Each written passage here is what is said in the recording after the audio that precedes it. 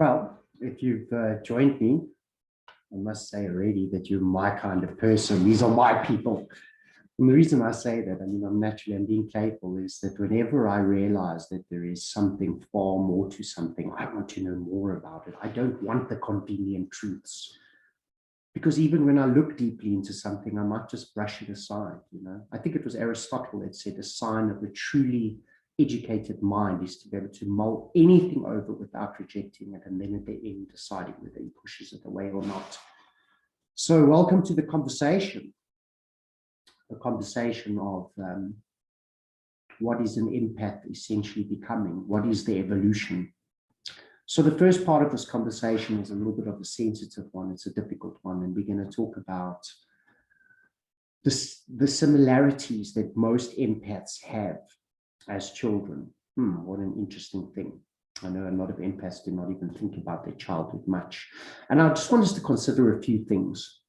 That, first of all, your childhood doesn't have to have been like this, but nearly every single empath I've ever met has these similarities. There's probably like a 5% that I've met that haven't. And it does not mean that you're not an empath if you didn't have this.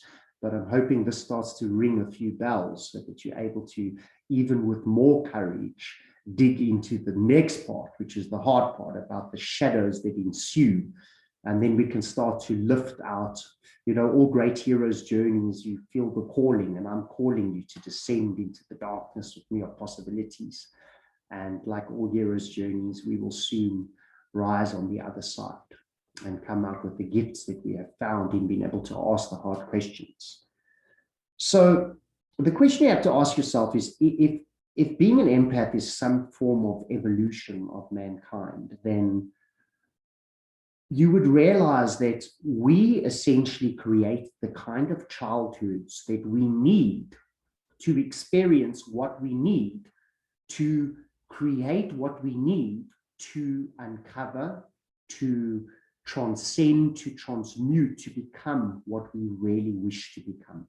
In other words, we choose a set of circumstances that will match the kind of environment that we wish to find ourselves into, so that we are therefore called to address certain questions and call on certain faculties of man and man's psyche and man's struggle, so that we come out essentially victorious in the way that the soul intended. And we see this in astrology even. We see that certain people are set in their astrology. Like, one of the things in my astrology is that I have come here to learn absolute responsibility of every word that comes out of my mouth. And I'm so aware of that. So in knowing that you were going to hold this mantle to become an empath, we have picked very, very similar circumstances. So it doesn't mean that you're an empath because this happened, and it doesn't mean that this happened because you're an empath. To me, it is both. It is like if you become highly spiritual because of an illness, you probably created that illness so you could become highly spiritual, and you're highly spiritual because of that illness. It's not the one or the other. But what do we notice? Most empaths, let's dive in, come from unstable homes. And if we get into what the instability is, the first thing we want to think about, and you know this already, is empaths are extremely sensitive. So sensitive that they're actually very early on labeled as being very sensitive people. And because they're very sensitive, what unstable is could also vary to them. If you look at what a trauma actually is, a trauma is not an event. A trauma is what happens within you during an event. So it is what you were experiencing while the thing was happening around you. And I think that's an important distinction, because what I see in a lot of my coaching and healing work is that people are too scared to realize that they have traumas because they can't match it against what other people, they think traumas are car accidents and things like that. And highly sensitive people have very interesting and complex traumas because of the very difficult freezing and experiencing that went on inside them, where emotions were trapped during a certain experience. But as I said, they tend to have unstable homes, and they usually have one parent who is marginally to extremely unstable. Their parent, sometimes both, but generally one parent tends to be very inconsistent in their emotional state. The parent tends to be unpredictable, and a highly sensitive child immediately has this lifetime task of beginning to try and track what is going on with this parent to find a form of safety. And this is really important, because what happens in a home, whether there is violence or whether the parent has got a mood disorder or whether the parent is just going through an extreme depression or difficulty financially, is that in some ways the highly sensitive child begins to tiptoe in the home. And this tiptoeing is the most incredible thing. The child so wants, you know, when you're a child, you are the center of the universe. And being that center of the universe, when you realize that you are so much more okay when your parent is okay, you begin to micromanage how they are. You begin to do little things. You begin to, and this is where the problems essentially start, but you also could say the gift starts. You begin to alter your own emotional state so that you can affect how the parent is feeling or doing, so that you can influence the home, so that you can be okay. And this is really important, because this is where the birth of micromanaging other people's emotions comes from. And what's fascinating, so this could even, if I'm confusing you, this could even be getting home and dad's angry and in a bad mood, and maybe you were very sad from school and something had happened, and you immediately push that side. You prioritize dad, and you come up to dad and you go, "Hi dad, how was your day?" and trying to improve dad's mood so that the environment becomes safer for you. So you essentially start to bypass at a very early age what it is you feeling, prioritizing those in your environments. And incredible gifts come along with being this young empath. And one of those gifts that comes along is that you start to get the ability to notice micro movements in people's breathing, in people's facial expressions. You know, already as a human being, I could have this wrong, but I've heard in a linguistics documentary that something like 60% of our brain power can at the same time focus on recognizing face and facial movements. And so it's an incredible thing that we already have. But these children, we essentially get this incredible ability to notice the micro movements, noses, eyes, breathing, subtle changes in body. And I want you to consider that this child, being you in this conversation, was always on high alert to how dad's feeling and how mom's feeling. And I want you to consider, if you do a meditation on this, how often you pushed your own emotions aside and prioritized. And essentially, in some ways, even though you were such a sensitive child, and most empaths have a perspective of themselves being very weak as children, or a perspective of them only becoming powerful later on in life, what they don't realize is that as a child, they were already being powerful, because even though they might have cried a lot, and even though they might have all these memories or not memories, which is common for empaths to block out a lot of things, they were actually controlling the home in many ways, trying to keep everything together from their perspective. And another aspect which gets very interesting is, and these are usually the empaths that are planning on becoming huge healers of compassion, which is what I feel is the actual evolution of where empath is going. Some of them really, really wanted to go deep into the shadow to become powerful, and they created what you could call a deeper version of this, and that is where they actually get rejected or abandoned by a parent. And this could be in actuality, like a mom just rejecting you because she's stressful, she can't be there for you when you really, really need it, or not being able to identify when you are in turmoil. Or it could be something quite common with super empaths, is actually a parent's death, losing a parent, an adoption or something like that. And the important part for this part for you is I want you to just consider, that in prioritizing other people's emotions, what you have done is you have got very, very good at making space for what everybody else around you is feeling. And this sets up a very, very interesting dynamic, which is nowadays called the narcissism empath dynamic. And this dynamic we're going to dive into now, because as you move into adult life, the narcissistic abilities and the narcissistic type of person who wants to take up as much space, who wants to be prioritized, finds you very, very quickly. But where this also leaves you is it leaves you in an environment where you become resentful about the hurt and the pain that you take on in being an empath as an adult. And that's where the shadow side starts being born. The shadow side starts coming in. So that is the conversation regarding being a child.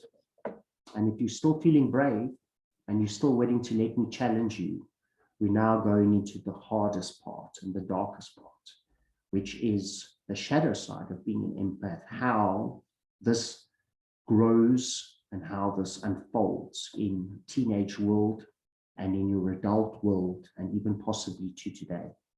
And if you can get past that, we will look in how to transcend, heal, and empower so that you can become this magnificent thing that you wish to do and wish to be and wish to unfold.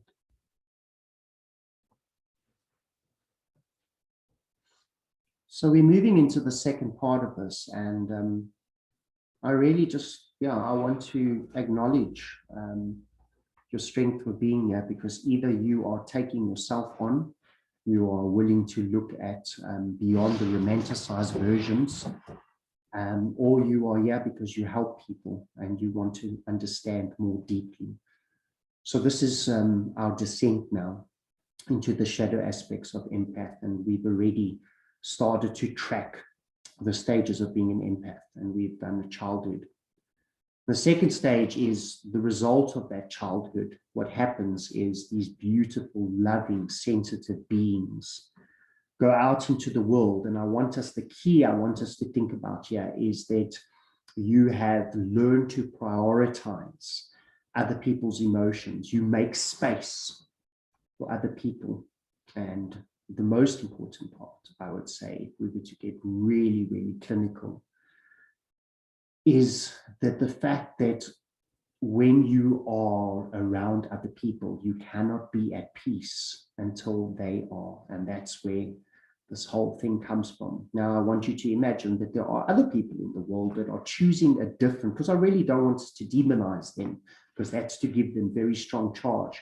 There are other people in the world that are on different aspects and different paths, and some of them are on paths where they're finding themselves at this stage very important, their emotions very important. It could be from their own traumas, but where their ego is expressing in a different way. The empath's ego tends to make a lot of space and become super accommodating without its own personal identity. It is almost, it's a chameleon, if anything.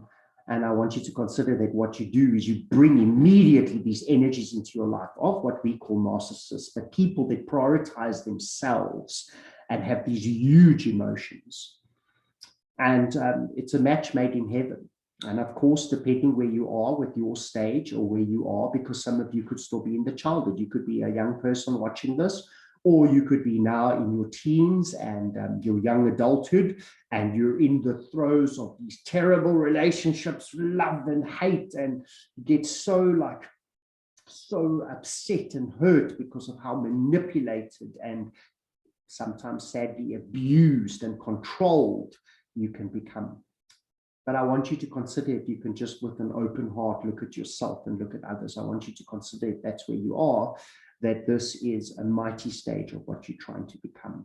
And if you are still very stuck in the narcissist empath dynamic, I highly suggest that you do some research, or you go see a very good coach, and to allow them to help you to move out of this dynamic so that you can move into the next stages and even skip the next stages of the discussion we're going to have. I think up until now, empaths haven't really had much guidance, and that's why I'm so passionate about having this conversation through my own experience and through my own very powerful friends and healers I'm surrounded by. These ideas have been birthed and clarified. So what happens is these relationships, whether they're friendships or whether they are husbands and wives or whatever it might be, they tend to become extremely toxic. And eventually, and I'm not going to go into that, to me, that would be an entire video. Eventually, they reach this really, really, really powerful point, but difficult point. They hit a dark night of the soul where, whether it is through heartbreak, a horrific divorce, breakup, losing a whole group of friends, whatever it is, but it is also the moment where, in anger and in resentment, building for years and years about not being seen, not being prioritized, being pushed aside, being abused, essentially in relationships, people tend to take whatever they can get. And if you keep prioritizing another person, even if they're not a bad person, they'll allow you to. And don't kid yourself that resentment doesn't build. And eventually there's that point where you promise yourself that you are not going to allow these narcissistic relationships to take place anymore. And hopefully you are able to cut the cable or the ties. And even though a lot of anger and resentment is built inside you, I want you to consider that if this is where you are in your stage, that this is the first time as an empath that you've truly expressed your own will over others. In other words, not over others, but despite others, you've expressed in your own will. But the key here would be, this is the first time an empath expresses power. Now, this is the hard conversation. This resentment and this anger and these traumas from childhood, they don't just disappear, they go somewhere. And a lot of people at this stage have begun to coin onto the term of empath and narcissist, and they've begun to learn about the dynamic. And unfortunately, when we do discover empath, the fortunate part is that there's such a relief. I remember reading about empaths and just feeling like, wow, finally, something that makes sense. It just fitted perfectly, because I knew I was experiencing emotions and pain and relationships and connections, even the world different to other people. But unfortunately, as we spoke in the first video, the concept of empath has so been hijacked that it's become a hiding place for a whole lot of empaths who do not want to take emotional responsibility for this incredible transformational process that they're on. And that's what happened to me. And that's what happens to many, many empaths. What happens, the shadow side, and you can decide whether any of this is a fit for you. But most empaths, and remember guys, I really want you to just consider, because I'm going to speak as though this is actually true. I'm going to speak as though this is happening with you. It might mean that only one of these things are something that you're doing and you need to be cautious of. It might be that you're just going to feel such a good affirmation moving through this. Just be present with what's being said and just allow what's not important to brush off. But the majority of empaths develop a romanticization about what it means to be an empath. And not feeling a lot of value, they are very attracted to this idea of being something special, which perhaps they are, but the shadow side of it is that they begin to go into a sense of martyrdom. Now, if you look what a martyr is, it is someone that almost religiously sacrificed themselves for other people. And this martyrdom permeates right through their understanding and their expressions. They become highly sensitive, but in a prickly way later on in life. They can be very uncomfortable to be around. They start to micromanage their environments, which means that they can be quite controlling about their homes and about who is in their homes and about who they are around. And essentially, they actually feel unsafe, and they've never been able to find their full identity and power within. And essentially, they are like completely changing all the time by the environment. And because of that, what they think is a special ability essentially is extremely disempowering. Empaths very often bow very quickly, be affected very quickly by narratives of entities, even though those things exist, of negativity, of things being bad and evil. They're very susceptible because they do not feel their power. They are not able to have their own self-expression. They are chameleon, like constantly. And this is a really important thing. You know, we discussed how they're not able to actually be at peace. And you can understand why they develop these natures, almost a savior narrative, which is a really, really big thing.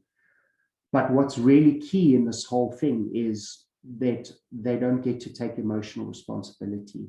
You know, an example is the ones that I have worked with, and there have been hundreds, is, for instance, in healing work, if something extremely difficult comes up in a process, in a ceremony, in a session, and that thing makes them really uncomfortable, it is always something that they've picked up off somebody else, or it is not their pain.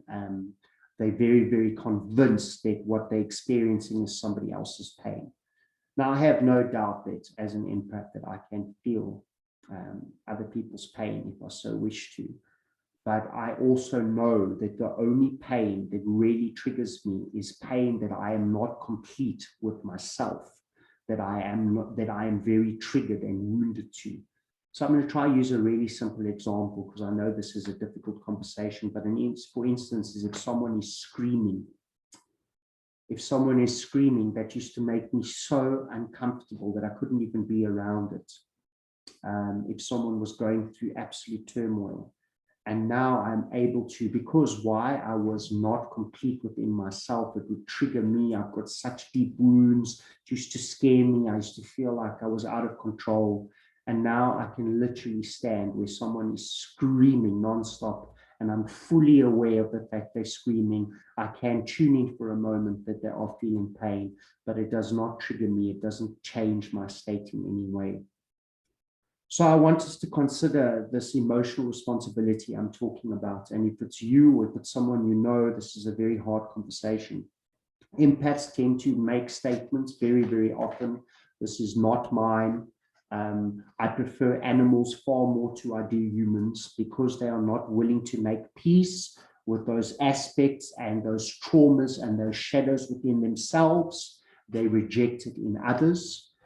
Other people's anger, other people's pain, other people's shadow sides, because they have not yet had that deep, although they are so evolved in what they can experience outside of themselves, they themselves have not, we ourselves have not evolved much in our own emotional capacities. We are almost like pure, innocent, gifted children. And because of that, we can become quite judgmental of the emotions in other people without realizing it. And this is a very, very important thing. So they say things like, we far prefer people. They actually, we far prefer animals. They don't want to be around people. They don't realize just how prickly they've become or uncomfortable. They do not realize that their friends start to tiptoe around them. And I mean, what a massive change is this in reality, that once they were tiptoeing around people, and they went through this process of having their relationships, getting angry, taking their power. And now, because they have not yet processed their wounds, people start to tiptoe around them. They're actually really tiring. They complain a lot. It's never their fault. They often do not decide to tackle diseases like fibromyalgia, like autoimmune diseases, anything based to do with their adrenals, because you know, these empaths become exhausted because they're so affected by what's going on around them. And they become so difficult eventually to have a relationship with, to be friends with, because they're tiring, they complain. If they have an illness that's developed, they do not want to take a power stance. This is mine. I've done this. I'm going to develop this into where it goes. And if I heal this, I know that I become the thing I want. So in actual fact, I'm almost saying that at this stage, if you were to pause in your mighty mission, in your mighty plan, this childhood and these difficult relationships you've had, if you were to pause here, you would pause as a victim. You would pause as someone that, even though you have healing abilities, you are not doing anybody any good.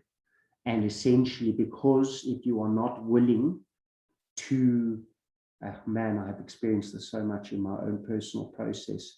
Those things that so for instance, I'll give you a simple example. If I am not maturing in how I perceive negativity, and not maturing in how safe we are as divine creatures when we are embodied and integrated into our presence. If I am afraid of negativity and I am afraid of certain things, I will demonize those things, and I will unfortunately spread that perspective on other people. So people that are communities that are run by empaths that are not integrated tend to demonize a lot of other individuals or have very strong opinions about certain communities, which essentially means that unintegrated empaths cause rifts in spiritual communities. An aspect of how this will show up in your life if you're still sitting in this conversation, perhaps because none of it resonates, or perhaps because you're allowing yourself to be triggered. Empaths block people out of their lives. They often remove completely people out of the blue, out of their lives. And I want you to understand that we're not trying to make myself bad in the fact that I do these things, or you as an empath that you do. If you do, I want you to understand that this is your wound, this is your power rising, and now it is time for you to see why these challenges are in your space. If you stop here, you need to understand that you are going to become more and more difficult to be around, more and more prickly and lonely, because you're going to convince yourself that you don't need human beings, you're not part of the human race.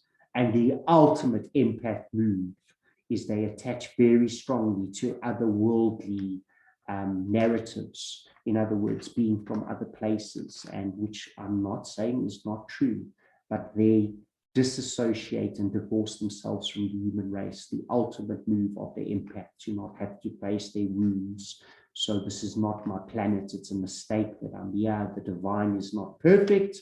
And that's what you're basically saying. This is not your plan.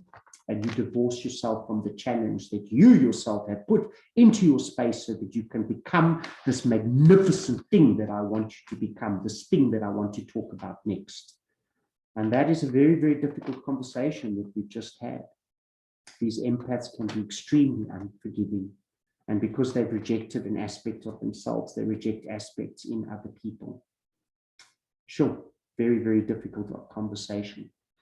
And the ultimate, if you were to allow this shadow to take over on this path, if you were to not continue, if you were not to be willing to have this conversation, the ultimate part of the shadow is you become the narcissist. It's all about you. And that is the danger. And just knowing this conversation that I love you, and that it's hard to look at these things, and that all of these things are possible in transmutation, are possible in change. And if you're willing to come to the last part of the conversation, I'm going to talk about what it is that these things are in your life for, what it is you can do about them, how you can transcend them, and what it is that you become.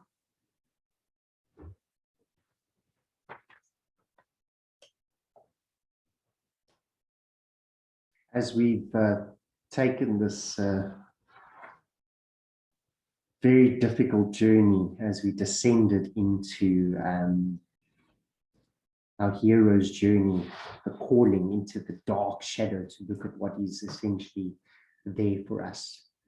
And there's a potential, if you're still with us now, that either you have moved beyond this already, or you are so courageous that you sat in that shame and that frustration, and you were willing to move out of the safety of being the special romanticized version that eats people's, like an earthworm eats their pain and their wounds, and needs to just hide and stay away from the world because they're so special. And you're willing to look into that archetype, and I call it an archetype because I'm really exaggerating it. I was pushing the issue, like every possibility of how this shows up in every empath, the hundreds of them that I've seen and worked with, and in myself. I took such a go at myself in that last stage. So welcome to the last stage of the very powerful conversation. And I want you to just realize something, that none of this has to have unfolded for you. This might be a huge aha, that Maybe in this conversation, you are an empath in a relationship with a narcissist. And maybe the gift that I can give you in this conversation is for you to realize that through this pain, to maybe become aware of, wow, if I can not go into that difficult resentment and allow all of these things to unfold, you could be a completely more powerful version of this than me, because you could transcend those decades of learning and pain and essentially victimhood. And I hope that it inspires you to realize, if you're in a horrific relationship, or if you have been abused or come from a home that you're really battling to get over, I hope it's going to inspire you that you've had a plan all along, and the thing that you become is magnificent. And I invite you now into that conversation. And I know it's not as easy as just what we're saying, but I'm trying to give you a context of how this all works together, and you can seek out the right people to inspire you, to coach you, to help you through your process, no matter where you are.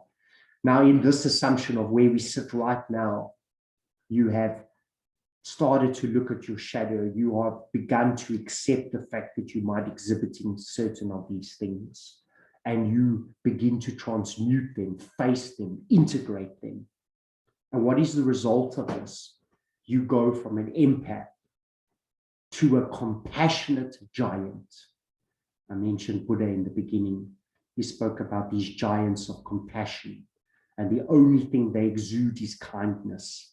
And in that compassion and kindness, of this frequency that they exude, nothing can permeate them. They fear nothing. No one attacks a being of kindness. No one. No one wants to hurt a being of kindness. It's very different to being a being of empathy. And these giants of compassion, they essentially, to become this, you would have to lose that self-importance. You would have to lose the romanticizing. Sure, difficult. But what lies for you on the other side? I want you, who's watching this, to consider, maybe this has already begun to happen for you. I feel like I've started to glimpse this. Sure, it's exciting. I've still got all these shadow aspects out playing in my life. But when I glimpse this, you are becoming the ultimate space holder. Ultimate space holder. And what this means is you could hold spaces of transformation and trauma for anybody. Once you have faced those triggers and that pain within you, and unfortunately, you can only hold a space for people to the point of where you've gone for yourself, which is why you've picked such a difficult route. Otherwise, as soon as someone started to get to sexual pain and trauma, you might be triggered by your own because you have not integrated and visited it, and you would often project a lot of labels and opinions upon the person or the family that you're working with, and it's very important to integrate it. And what I mean by this is the more you are integrated with your own wounds and with your own pain, the more safely you can lead people, holding space for them, into their own process of emerging their own wounds. What a magnificent idea. And another reason why you become a very powerful healer and space holder is you have the gift to vacate. What an incredible thing. What an incredible idea. You have, since a childhood, been vacating your emotions, which means that they can learn to channel energies or beings or people, which is fine. To me, that's such a small part. I'm more interested in the human version of you. I'm more interested because, we romanticize all this other stuff. What is wrong with being human? There's nothing more magnificent than what I am, with all my shadows. I am here now, and that's how I know that this is the correct path. It could be no other way. And to will it to be any other way is for me to walk away from myself. And what does this have to do with what I'm saying is what you can become is the ultimate healer, because you can vacate yourself even emotionally. You can even connect into what other people are feeling. When you are talking to people, working with people, you can pick up cues and expressions and pains and things that no one else is going to experience. Pick them up right before anyone else can. And people know when they are being understood. They know when they are being felt. They know when you are in there with them. I've often said I actually said this recently to someone on a video, a Zoom coaching call.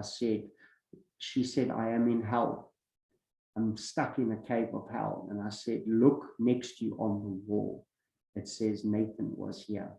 I understand. And I meant that. I meant that with every part of my being, with the mental illness even that many of us have to face in our anxieties and our fears, and as we become this great compassionate being that we wish to become. So that's the possibility of you as a healer and the space you can hold, but only if you're willing to face those triggers and those wounds, which is a path of enlightenment that requires you to walk directly into shame, which unfortunately most people can't do, because once they have taken the mantle of empath, they consider that they need to come across more enlightened, and they divorce themselves from this path into shame. That's the shame of being a spiritual leader in any kind, if you are, or a great author, if you are. The shame of it is that often you don't get enough time to fully go and embrace your shadow and pain. Never underestimate the path of the fool, someone who allows themselves, even in the eyes of others, to completely fall, but to really own yourself. And this is a powerful thing, this healer you can become. And I can't, in a very short video, unfortunately, we do entire courses on this, and I invite you to do that if you wish, but there are so many other people that can guide you into it.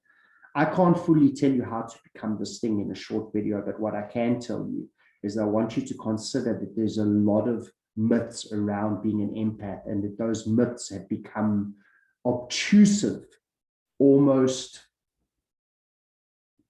I would say, almost thought-like entities that are breaking at you. This idea, for instance, that you have to be affected by your environment.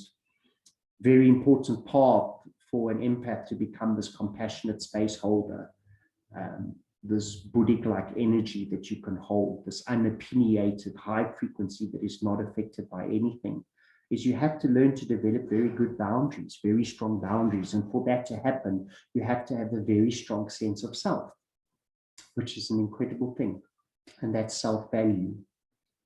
And it's only when you are at the stage as an empath where you are able to be with any person. I have my hand in my work on people so often that have the darkest things going on with them. I do not for even a moment fear that I will be infected in some way by that person. I'm in such a space of compassion and love for that person. I touch them, I put my hand on their back, and I do not interfere or try and get involved. This brings us to the last part of the conversation. But I think what I want to just reiterate there is, if you are feeling still unsafe as an empath, then you are going to project that into other people that you guide, and that unsafety and that caution and that fear of the world and what's in the world is going to permeate into others. And I want you to just try and be aware of that. Even if you're still continuing to do your work, I've got to be very aware of it myself. I want you to consider that a lot of the things that you think is true about an empath is not true, and that they have invaded to kind of pull down and bring down the empath, so that the empath does not complete its metamorphosis. I want you to ask yourself, with each thing that you believe about being an empath, whether it's true, whether it's empowering you. Are you more empowered now that you believe that thing, which is just a concept? You know, in Hermetics, is one of the most ancient schools of thought that was birthed from Egypt days, but only started really being recorded fully in our writing from about 3,000 years ago. But if you go into Hermetics, the most incredible thing, and I mean, guys, Hermetics was where alchemy was born, which eventually became chemistry. Many of our religions, many of our greatest philosophers all were born from the schools of Hermetics. And in Hermetics, when they trained the initiates, the masters of hermetics, which were secret mystery schools, when they trained them, and I'm going to leave this as a closing thought for you to empower yourself, because it's the way I now perceive reality. And because it's the way I perceive reality, it's the way reality responds to me. And because of this, I feel fearless in my work, and I am able to inhabit my own space. I have reclaimed my mind and my emotions, and I'm able to move forward. In their training, they were taught that we actually never exchange information. We never exchange energies, ever. That the entire possibilities of all energies of the universe are available within me, like a drop within an ocean and an ocean within a drop. And that as human beings, everywhere we go, we chameleon exactly what's around us, and even more so if you have the gift of empathy.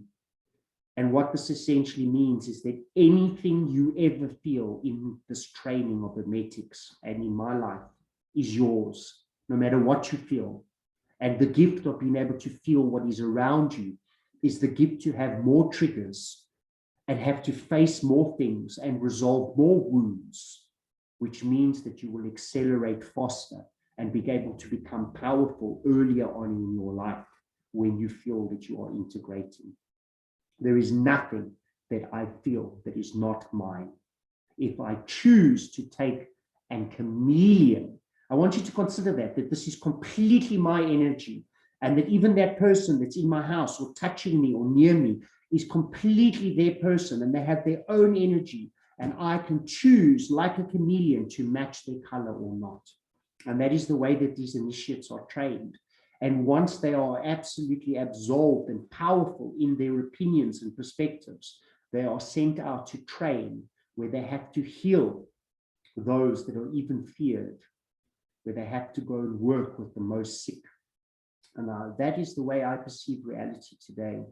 Even when I try and help someone, like if someone's in a terrible place in one of the ceremonies or one of the things we do, when I go to them, I do not tell their soul what it needs. I do not interfere. I simply hold an energy as fast as I can of absolute what I think that they need to reach for.